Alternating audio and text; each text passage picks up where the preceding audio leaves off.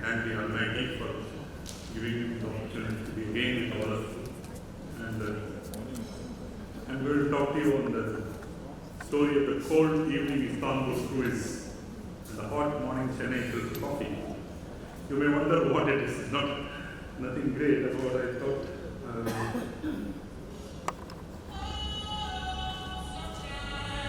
This is the beautiful Istanbul cruise. If once in a lifetime, visit to all of you, and they serve you lovely food. Depending on whether they ask you your nationality and serve you everything, and you can see one of the what is important is in species. Can you tell what's the diagnosis? This is the beautiful cruise. This 65-year-old male patient, the recent history of travel to Istanbul, presented to the OPD with complaints of fever, headache. He developed 10 days of return from travel.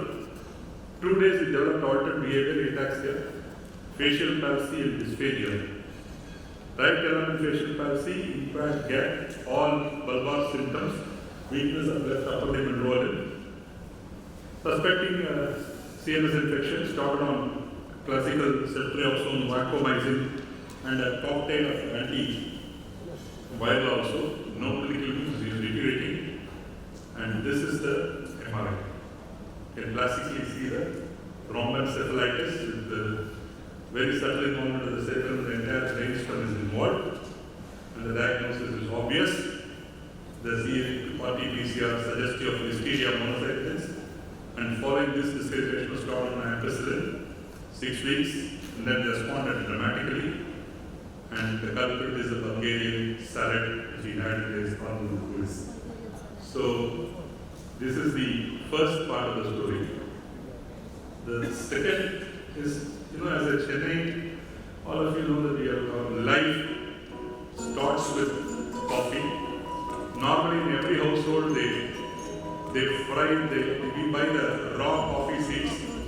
Each day the coffee is fried, and we have a small grinder which just and then get freshly for decoction. That's how our day starts. Those who are in Chennai can always understand the value of this. And this gentleman who came to me said that he was unable to smell his hot filter coffee during the COVID era. Then obviously I said, it's fine, it's just at COVID. So we just entered it. Soon after, but 2 weeks later, we developed severe behavioral disturbances. Because then he was taken to a psychiatrist and they put him on antipsychotic. When he came to me, he came with extrapyramidal symptoms. I probably drug-induced a doctor. I started displaying extrapyramidal, brought to the first diagnosis of PD. And this is what he had.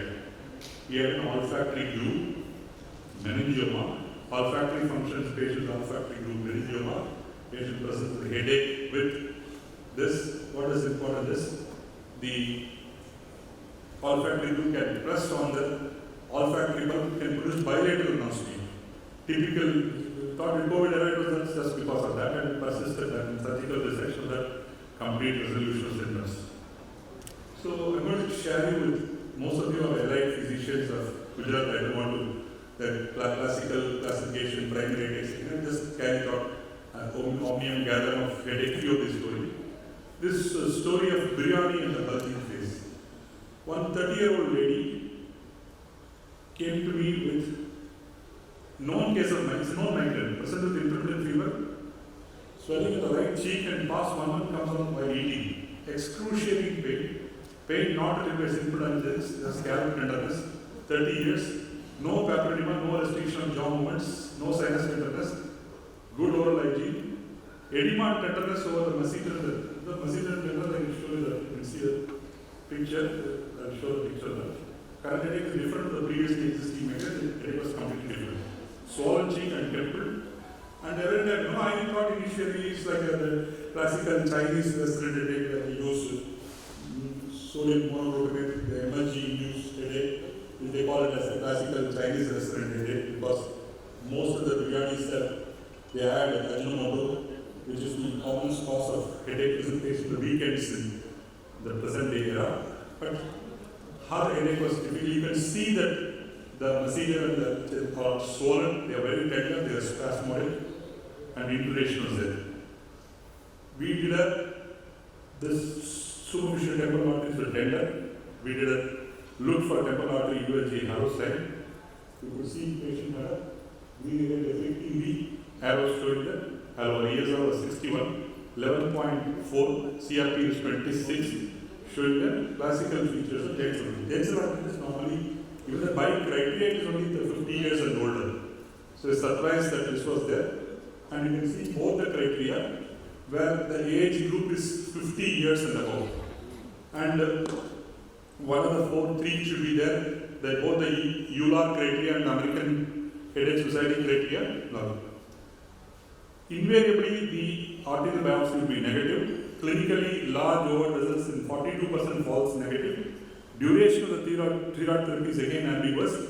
And biopsy vessel segment, which segment to do. So, best thing is to do an ultrasound. If you see a halo, choose a biopsy from that segment.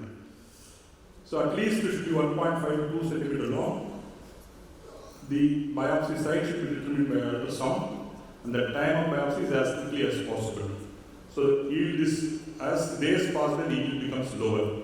Prompt initiation of glucocorticoid therapy to avoid anti-ischemic optic neuritis. Carefully look the patient has a crowded disc, and 20% is irreversible once it is sent. The treatment EULAR says oral prednisone 1 mg per kilogram body weight. British Society slightly differs in the guidelines. This is again, but whenever you see there is an impending visual loss, don't hesitate, start up, pulse them with methyl-prednisone, 1000 mg per day, use of pulse medicine, initiation has several advantages, sustained remission, lower cumulative dose of corticosteroids. The duration of corticosteroid therapy varies from between 6 to 24 months, even though there is no consensus. Long-term steroid therapy is essential. The other immunosuppressant like methotrexate, azathioprine, or other TNF-alpha inhibitors, tocilizumab is also supposed to be superior mediated. So, one more thing, do not forget to add aspirin, low dose for all the patients. Clinical demonstration is not, but most of the guidelines say to include low dose aspirin. So, prompt steroids pulse dose, impending visual loss, and low dose aspirin are the take home points for this case. You know, Madurai, as me and Meenakshi studied in Madurai together, the most famous is Malli. Malli is jasmine in Tamil. This is a very famous Tamil song which depicts the. So again, this lady, she said, the flower vendor present the complaints of sudden onset of unable to smell. She's jasmine flowers which she was packing in the morning, which she sells every day. The first thing that came to diagnosis was again the COVID. Interesting point in COVID, the anosmia is reversible because it did not involve olfactory receptors. The sustained cells which are supporting cells of the olfaction are involved. That is where the AC receptors were there, and that's why it was reversible. And smell perception, the only thing where we are inferior to our predecessors in evolution, like dogs and other things, they are superior to us in smell. They are all macrosmatic and we are microsmatic. Our capability, even in our own things, female species are superior in smell than males. And by all standards, men are inferior in smell, and the dogs are superior. Dogs and all other animals are superior. Probably evolutionary, in fact, the pheromones released. They want to, even the breeding is only by the smell of the pheromones. So, the smell is a very important. We are microsmatic, whereas the things and analysis about 1,013 patients with 20.9% had loss of smell during COVID is an independent positive prognosticating factor in COVID. Recently, the COVID is now started rising. The nimbus and the Strauss variety, even British, you put them on alert. 4 days headache, the URI symptom, they call it as a razor blade throat and fatigue, and this is the headache wish. I showed you a headache with the first nerve. And just a caveat of this first nerve with headache is COVID. Second nerve with movements, headache with movements and eye movements is demyelination. 3, 4, 6 cavernous sinus are Tolosahant and T4. Fifth nerve with headache, strongly suspect jaw clench. Sixth nerve is intracranial hypertension. Seventh nerve is sarcoid and Lyme, especially Lyme in the US returned people. Eighth nerve, my teacher used to teach me, Professor Aragman, luteus and lupus are the two common things in the headache with eighth nerve involvement. 9, 10, 11, 12 jugular ferment tumors are basal meningitis on TV. So this is about just a caveat on the cranial nerves and headache. Then we move on to, can you have a time? 16-year-old female child presented an episode of aura-like symptoms. She was writing the exam where she felt dissociated and her feeling that she was somewhere else. She said she was not in the exam hall, she felt that she was somewhere else. And she developed a headache which was left-sided soon, followed by loss of awareness for 2 to 3 minutes. Transient tonic-clonic moments. MRI normal, EEG showed inter-discharge in the left hospital room. If you look at this, it's quite an interesting slide. There are 73 types of the aura types in migraine. Starting from orthokinesis, pilopsia and telopsia. Pilopsia means the object suddenly appears small and then start coming towards you. The objects appear big and coming towards you, objects appear smaller and receding from you. These are all abnormalities in the depth perception. Orthokinesis is very scary because in the dark midnight they see a moving light. There is no light. It's an accident again, it's a migraine phenomenon. And doppelganger phenomenon is also a part of migraine where you feel that you are a double, you are not a part. You feel you yourself is an imposter. You have a double. That kind of a feeling. And out of the body experience. Just coming there, what said, this lady said she didn't feel that she is herself. So that's all. This is all one of the 73 the migraine traits. So migraine nowadays is no more headaches. They consider it a systemic disorder with the CGRP antagonists. A lot of CGRP monoclonal antibodies like eculizumab, gabapentinoid are coming. Then so she had a tonic-clonic seizure-like phenomenon. The EEG also. This is called a migraine epilepsy. The borderline is called migrelepsy. The aura in migraine, if you look at that, 5 to 30 minutes gradual onset and gradual offset affects black and white is migraine, whereas color things are obstructive epilepsy and usually circular, whereas this is this sort of stepwise pattern in there. And this is a beautiful Mayo's clinic. This is how the aura appears in. You can see this is how the aura appears in migraine. They have done, I don't know how they. This is what there in the Mayo Clinic website saying how the visual aura of migraine appears. You can see it's colored and it's more or less circle. I just want to show you, share you that. And migraine epilepsy, common pathophysiology triggers, synchronous activity to cortisol, and the corticosteroid phenomenon, glutamate excitation plays a role, and hence. So the common genes, CATNA1A, ATP1A2, and SA1, all these polygene mutations are all common genes between migraine and epilepsy. And that is why this entity is called migrelepsy, a seizure fulfilling the diagnostic criteria of one type of epileptic attack, where the patient migraines or aura, and within 1 hour after the attack of migraine aura, epileptiform discharges should originate from the same site as the size of headache. These are the criteria for migrelepsy. And our case is the migrelepsy, and we know that sodium valproate, which is common for both, will be the ideal drug in migrelepsy and has also topiramate. So this is a 47-year-old female, known case of migraine in aura, washing her hands. At that time, she looked down to see a hand reaching for her, and hand reaching the tap and thought it was someone else's hand, and then realized that it was her own hand. This lasted for 5 minutes and later developed loss of speech. 1 hour and 10 minutes followed by blurring of right crescent, followed by visual blurring, lasted 20 minutes. Recent increase in attack and frequency having mind and an MRI showed a diffusion restricted small subparticle in front, bubble echo showing looking for a PSO. What is important is that surprise in the Mayo Clinic there is a cure for migraine. They are board in Mayo Clinic coaches that we have a cure for migraine. And they said that the PFO closure of the right left, look for right left shunts and close to the right shunts, almost a cure for migraine. the dynamics of how the right to left shunt predisposes to migraine, how it cures. And at least I have at least 3 to 4 cases who had right to left shunts who were typical migraine history. I started looking for that after I read that, and then now I could consider in the closure produces complete resolution of migraine symptoms. I have never understood. A lot of pathophysiology is being taught about, but so this is the difference between migraine and infarction. And when should you suspect?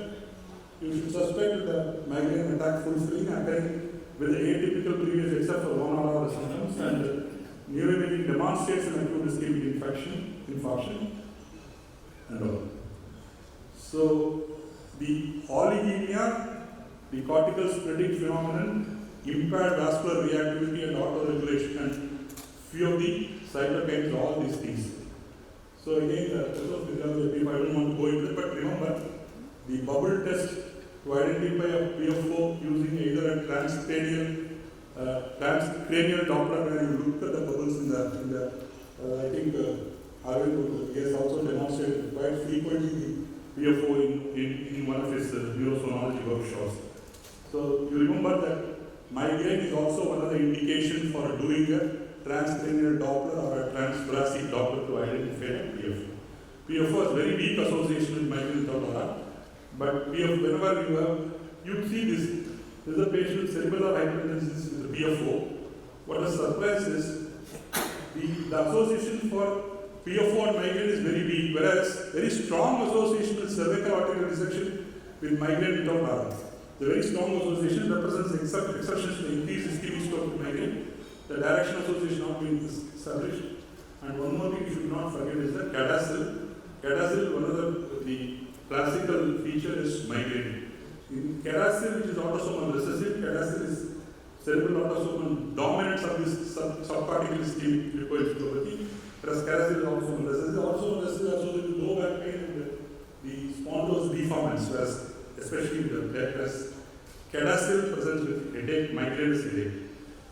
So these are all the caveats. In the next case, 55-year-old man, known diabetic, systemic hypertension, BMI 32, history of occasional previous headache, tension type phenotype, sudden onset of bilateral headache with increased as he exertional headache, vomiting, photophobia, phonophobia, no meningeal size, no papilledema, EOM full, CT brain normal, MRI brain normal, no response to NSAID.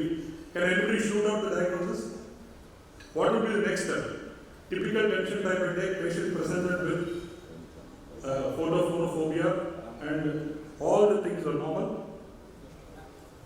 This ECG showed anterior myocardial infarction, elevated dropsy, thrombolized headache improved. This is called cardiac cephalalgia.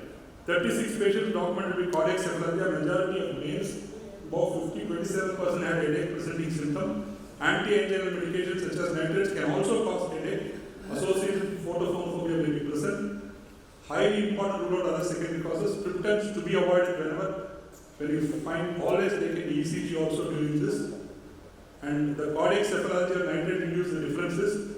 Cardiac is exertional headache. No time blocking with nitrate and migraine is quality. Non-exertional. The temporal relationship with nitrate is there. May have all kinds of phenotype be nitrate induced. 16-year-old girl come with localized continuous pain, stabbing in nature, even combing a hair over the area makes her wince again. It's a very oval area of headache, no hair loss, nothing, fundus, everything is normal. Just looks like a primary or secondary. Presence of remote history of surgery in the same area with boring defect is the usual group. MRI showed the right parietal region disproportionate enlargement of right parietal ventricle, boring defect in that area, normal. Nothing to explain the reason of the headache. The possibilities, two possibilities are: one is a nummular headache, and second is a complex regional pain, head and face. Normally, CRPS affects the extremities with predominant autonomic symptoms, especially in the hands of the last case. Has a different presentation, shooting, stabbing, and pressing or throbbing in neck. So, number headache, primary and secondary. I don't want to go into this for want of time. So, one thing is, remember, that's a sharply controlled pain, fixed size and shape, round or elliptical, 1 to 6 diameter, priority of previous head trauma, you see gabapentin is a very good drug of choice in number of headaches. And last case, 46-year-old lady from dysfunctional family taking antidepressants and contraceptives suffered sudden onset of intense headache, diffuse peak in less than a minute. This is like a thunderclap headache presentation. The salient characteristics is she had recurrent thunderclap headaches, duration of at least 5 minutes, and the commonest differentials are subarachnoid hemorrhage, RCDS, CVT. And what is important is how to rule out, for 100 times skipping this. Just remember, MRI brain showing hyperintensity subcortical white matter, treated with hydrocortisone 100 milligrams. The classical white matter sausage on a string appearance. You will see the last one. The sausage on the string appearance is very characteristic of RCDS2, reversible cerebral vasoconstriction 2. It has a very good scoring system. Our patient had a score of 9. Any score above 5, 99% specificity and 90% sensitivity to diagnosis of RCDS. And characteristically, RCDS is more in men, median age of 40 to 60, clinically progressive, present in 63. The focal symptoms are very rare, no history of symptomatic trigger, whereas exactly this is the difference between the primary arthritis of the CNS and RCDS. Likely diagnosed in this case, use of antidepressants, use of OCPs, precipitate a thunderclap headache. But when the OCP pills also rule out as CVT and remove all the triggers, avoid physical exertion, prognosis, the thunderclap headaches resolves first, then the clinical in about 2 to 3 weeks, all this is a self-limiting condition. Thank you very much.